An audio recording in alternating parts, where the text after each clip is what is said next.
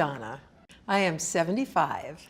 So 25 felt full of possibility, full of passionate creative work. Honestly, if you want to know, I really thought anybody over 30 who wasn't an artist, I didn't really understand why they would decide to live anymore.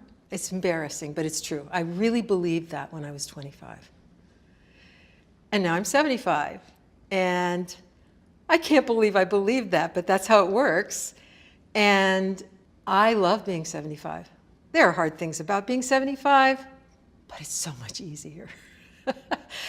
And one of the things about it is that drive, that passion, that have-to-ness eases a little bit.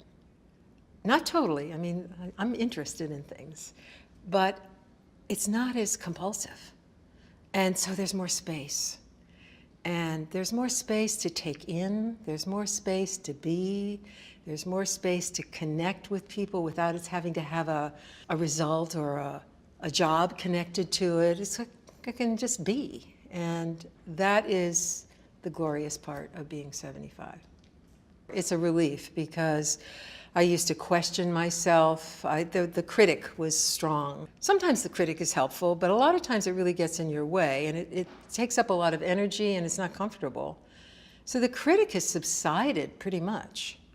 Comes in a little bit, but it's really pretty much, I'm here, I'm fine. And I also love solitude now, which is very different from when I was young.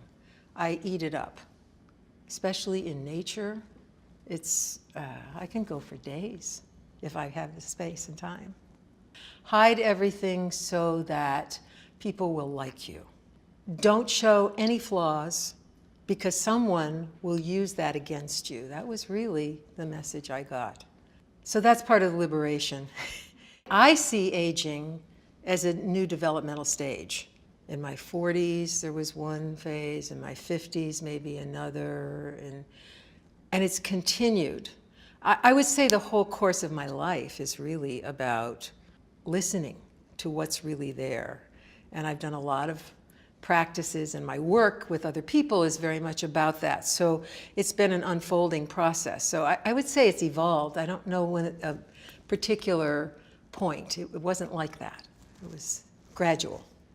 I work with people through the body from the inside out somatically. And so it's really about listening from inner experience.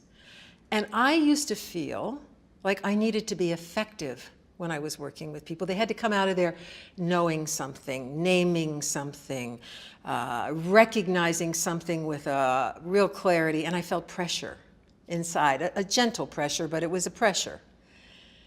When I work now, I have no agenda except to be in resonance with the person, in myself and with the person. The agenda emerges from that. I don't have to have yet another goal because it becomes clear what it needs to be when I'm in that relaxed connection with somebody. I still do a lot, but I would say the big shift is into being. More being, less doing, or when I'm doing, being more as I'm doing.